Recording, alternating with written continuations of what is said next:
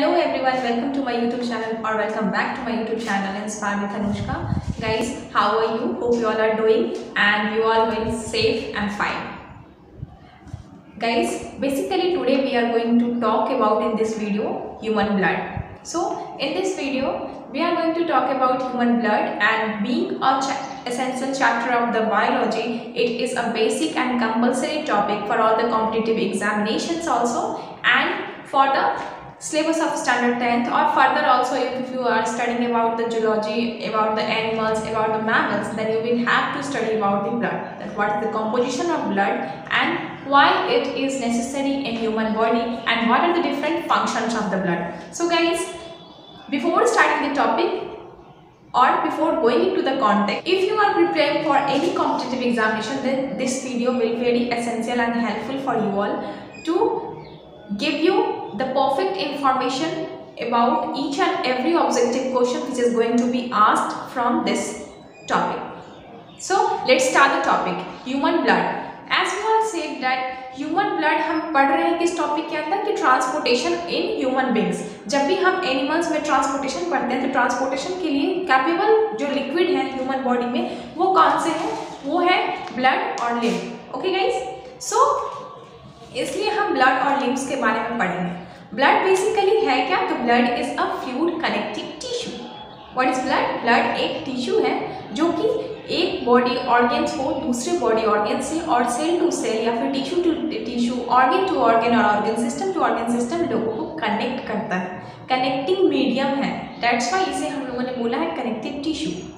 Okay, blood भी group of cells होते हैं. जैसे बेसिकली हमारे नॉर्मल बॉडी सेल्स हैं, वैसे ही ब्लड भी हमारे बॉडी के अंदर के सेल्स हैं. ब्लड आप लोगों ने देखा है ब्लड का कलर हमेशा रेड होता है बिकॉज उसमें हेमोग्लोबिन नामक प्रोटीन पाया जाता है. हेमो जो होता है वो कलर के लिए रिस्पॉन्सिबल है. Haemo provide colour to the blood, that is the red colour, and globin has the capacity to grab और to hold oxygen and carbon dioxide molecule, जिससे कि ट्रांसपोर्टेशन का जो वर्क है वो ब्लड के थ्रू इजीली कैरी ऑन होता है. ओके गाइज, सो हम लोग देखेंगे कि एक एवरेज ह्यूमन बॉडी में कितने लीटर्स ब्लड होते हैं. तो 5 to 6 लीटर ब्लड जो होते हैं वो एडल्ट बॉडी में होते हैं, और फीमेल्स का ब्लड जो होता है वो मेल के ब्लड से हमेशा ½ लीटर कम होता है. इट मीन्स ह्यूमन के सेम एज के अगर आप मेल्स को देखो या सेम बॉडी वेट और एज के फीमेल को देखो, so we are going with the characters of the blood. Blood का कैरेक्टर हमने देखा कि पूरे ह्यूमन बॉडी में पूरे बॉडी वेट का 7% जो होता है वो ब्लड का वजन है. इट मीन्स उतना पार्ट ब्लड से फिल होता है हमारे बॉडी का. एडल्ट में हमने देखा 5 to 6 लीटर ऑफ ब्लड होते हैं. फीमेल्स में मेल्स के कंपैरिजन में हमेशा ½ लीटर ब्लड कम होता है. और तो और ब्लड हमेशा सॉल्टी टेस्ट का होता है और इसे अल्कलाइन नेचर का बोलते हैं. ब्लड का pH वैल्यू 7.3 से लेके 7.4 तक होता है. ये कुछ बेसिक कैरेक्टरिस्टिक्स थे ह्यूमन ब्लड के.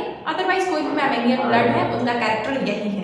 कॉम्पोजिशन ऑफ ब्लड में हम देखते हैं कि ब्लड बना हुआ किस चीज़ से होता है. तो ब्लड में हमेशा 2 टाइप्स के थिंग्स होते हैं. एक तो कि आप उसमें देख सकते हो प्लाज्मा, और दूसरा ब्लड कॉर्पस्कल्स.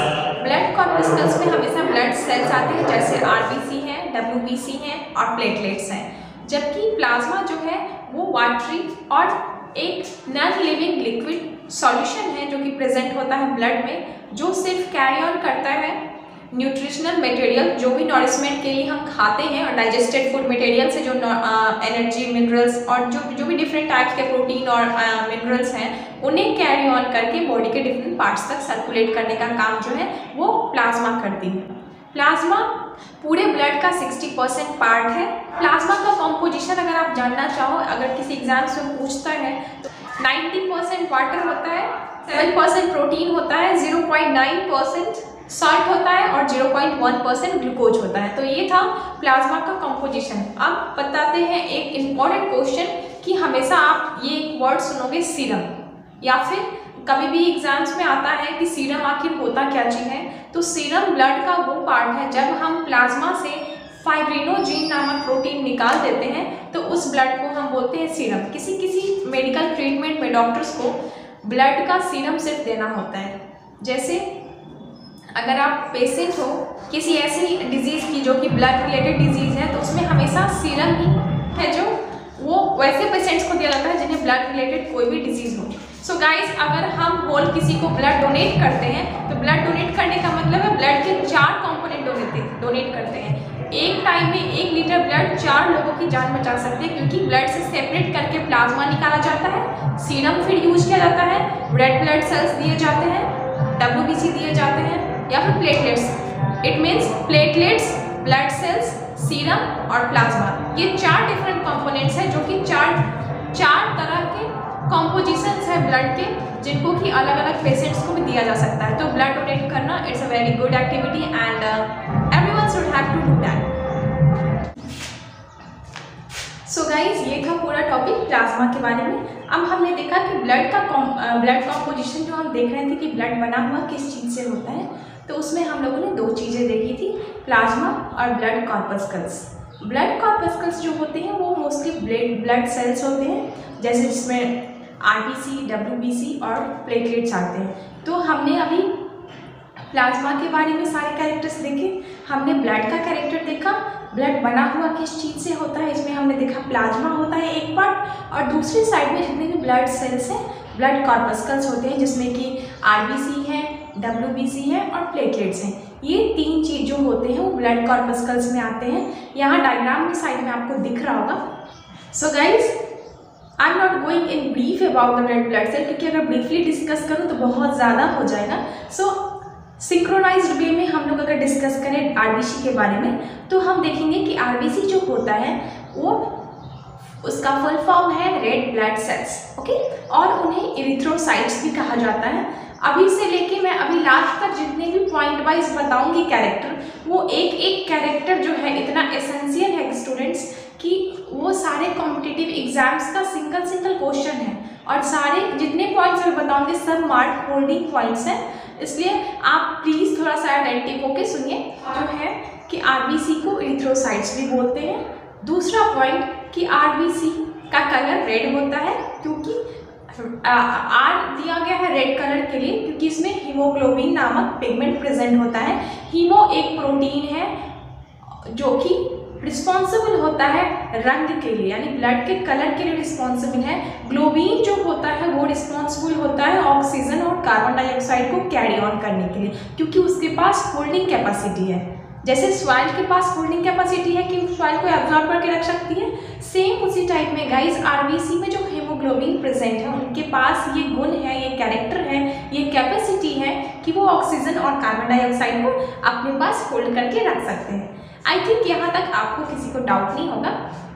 नेक्स्ट जो कैरेक्टर है वो है कि RBC का जो फॉर्मेशन है, यानी कि वो बनते कहाँ पे हैं, ये भी क्वेश्चन आता है बहुत सारे टाइम में SSC के एग्जाम्स में, रेलवे के एग्जाम्स में मोस्टली, और फिर आपको किसी भी चीज़ का एंट्रेंस एग्जाम अगर देते हो तो 2-3 बहुत सारे एसेंशियल क्वेश्चंस हैं जो RBC से आते हैं। तो RBC का फॉर्मेशन यानी कि उनका जन्म कहाँ होता है, तो उनका जन्म हम एडल्ट में मोस्टली बोन मैरो में फॉर्म होते हैं, और चाइल्डहुड टाइम में यानी कि छोटे बच्चे में जब एम्ब्रायनिक स्टेज में होता है बच्चा, तो उस समय उसके बॉडी में RBC का जो फॉर्मेशन होता है वो उसके लीवर में या फिर स्प्लीन में होता है।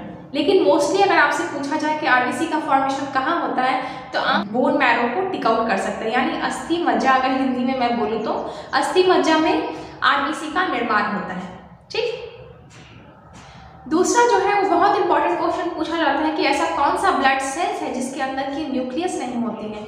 तो न्यूक्लियस नहीं होना सिर्फ सिंगल ब्लड सेल्स में नहीं है, ब्लड सेल्स RBC में, आई थिंक प्लेटलेट्स में भी न्यूक्लियाई नहीं होते हैं। लेकिन अगर आपसे पूछे कि कौन सा ऐसा ब्लड सेल है जिसमें कि न्यूक्लियस और माइटोकॉन्ड्रिया, ब्लड ऑर्गेनेल्स है माइटोकॉन्ड्रिया भी, लेकिन न्यूक्लियस और माइटोकॉन्ड्रिया एक साथ अगर किसी ब्लड सेल में एब्सेंस हो तो वो ब्लड सेल कौन सा होगा?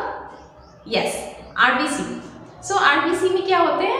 न्यूक्लियाई नहीं होते हैं, माइटोकॉन्ड्रिया नहीं होते। बहुत इंपॉर्टेंट क्वेश्चन है, किसी भी एंट्रेंस एग्जाम में पूछा जाता है, हायर एग्जाम्स में भी पूछते हैं और कॉम्पिटिटिव एग्जाम्स में भी। तो अगर आप कॉम्पीट करने की प्रिपेयर कर रहे हो किसी एग्जामिनेशन को क्रैक करने की, तो बहुत ही ज़्यादा कंफर्टेबल होगा आपके लिए ये वीडियो और हेल्पफुल भी गाइस। नेक्स्ट देखते हैं कि जो शेप है RBC का वो होता है माइन्यूट साइज में, छोटा सा होगा, सर्कुलर टाइप का होता है, और उसका जो पोर्शन होता है ऊपर का वो कॉनकेव है, थोड़ा ऐसे टाइप का होगा, यानी सेल बीच में चिपटा होता है और साइड से थोड़ा स्वेल टाइप का होता है। तो आरबीसी के सेल्स को अगर आप कहीं भी डायग्राम में देख लो, बुक्स में या फिर किसी वीडियो में, कहीं भी आप अगर देखते हो तो आरबीसी का जो ब्लड सेल्स है उसका स्ट्रक्चर आपको दिख जाएगा। ओके, तो उसमें आप देखोगे कि स्वेल अप होता है और बीच में थोड़ा सा सप्रेस्ड होता है। इट मीन्स कॉनकेव टाइप का जो सरफेस एरिया है आउटर वो बना हुआ होता है। अब देखते हैं ब्लड सेल्स आरबीसी जो है उनका लाइफ टाइम कितना होता है, वो जीवित कितने समय तक रखते हैं हमारे बॉडी के अंदर। सेल्स के भी लिविंग होने का एक ड्यूरेशन होता है। तो ब्लड सेल्स जो होते हैं वो 20 दिन से लेके 240 दिनों तक, it means from 20 to 240 days तक लिविंग कंडीशन में रह सकते हैं। और 240 डेज के बाद उनका जैसे ही उनका डिसइंटीग्रेशन होना स्टार्ट होता है वैसे ही वो डिजेनरेट हो जाते हैं और चले जाते हैं कहाँ पे, लीवर में और स्प्लीन में। ठीक है, तो कभी कभी ऐसे क्वेश्चंस भी आते हैं एग्जाम्स में कि डेथ सेंटर, आरबीसी का डेथ सेंटर किसे बोला जाता है। तो आरबीसी का डेथ सेंटर बोलते हैं लीवर को और स्प्लीन को। ओके गाइस, और हिंदी में अगर कभी कभी एग्जाम से पूछे तो बोला जाता है कि आरबीसी का कब्रगाह किसे बोलते हैं, या फिर ब्लड का कब्रगाह कौन होता है। तो हमेशा आरबीसी में से मेन कंपोनेंट है ब्लड का, क्योंकि हीमोग्लोबिन कैरी करता है, ट्रांसपोर्टेशन का काम मेनली ये कर रहा है। तो ऐसे मोस्ट इंपॉर्टेंट एसेंशियल और फंक्शंस परफॉर्म करने के कारण ही आरबीसी को मोस्ट इंपॉर्टेंट कंपोनेंट ब्लड का और कंपोजिशन बोला गया है। तो इंपॉर्टेंट कंपोनेंट होने से इसका जो फॉर्मेशन का प्लेस है, जैसे कि बोन मैरो है, इसी तरह इसका डेथ सेंटर जो होता है वो लीवर और स्प्लीन है, ये आपको याद रखना है। 20 to 240 डेज का इसका लाइफ टाइम होता है। बीच से इसका जो शेप है वो बीच से अपर सरफेस थोड़ा कॉनकेव टाइप का होता है, साइड से स्वेल्ड अप और बीच में थोड़े से सप्रेस्ड होते हैं। और इसमें इसका इंपॉर्टेंट सबसे पॉइंट मैंने बताया कि इसमें न्यूक्लियस और माइटोकॉन्ड्रिया एब्सेंस होते हैं इन सेल्स में। ठीक है, और आप कुछ नोट्स में कुछ इंटरेस्टिंग फैक्ट आरबीसी के बारे में जान लीजिए कि जब हम सो रहे होते हैं तो आरबीसी का जो संख्या है वो 5% कम हो जाता है। इट मीन्स स्लीपिंग ड्यूरेशंस में आपके बॉडी से आरबीसी का जो नंबर है वो 5% कम हो जाएगा। और अगर आप डे टाइम में या फिर नाइट टाइम में कभी भी हायर एल्टीट्यूड पे जाते हैं, यानी कि जो मेन लैंड है उससे अदर एवं स्काई साइड में अगर आप जाते हो, जैसे माउंटेन्स ट्रैवल करते हो, तो आपके आरबीसी का क्या होगा, नंबर जो है वो 30% इंक्रीज हो जाता है। तो जब हायर एल्टीट्यूड पे हम जाते हैं उस समय अगर हम मेजर करेंगे, मेजर किस चीज से, कौन से इंस्ट्रूमेंट से किया जाता है आरबीसी को, हेमोसाइटोमीटर। हेमोसाइटोमीटर से अगर आप मेजर करोगे आरबीसी का संख्या जब आप सो रहे हो उस समय, तो आपके बॉडी में कम हो जाएगा। और कितना से, तो 5% से। अगर आप हायर एल्टीट्यूड पे जा रहे हो तो 30% इंक्रीज कर जाएंगे। इट मीन्स बोला जाता है 42,000 तक ब्लड आरबीसी का संख्या चला जाता है जब भी हम लोग हाई एल्टीट्यूड पे जाते हैं तब। So with all this things we came to an end. आज के वीडियो में मैंने आपको प्लाज्मा और आरबीसी के बारे में बताया, ब्लड का कैरेक्टर बताया। होप कि ये वीडियो आपके लिए बहुत ही हेल्पफुल रहा हो, ये सेशन आपको पसंद आया हो। गाइज, अगर आपको ये सेशन पसंद आया तो please like this video, share it with your friends and subscribe. Don't forget to hit on the subscribe button guys, because also don't forget to put me in the comment section, did you got some most important topics or you like the session or not, and anything about this video. And guys, if you want some another topics or any new topics to be discussed in the discussed in my video, then please write that also. Definitely I will go through it and take action on it. And thank you so much for paying attention on my video and viewing it. Thank you so much guys. Thank you.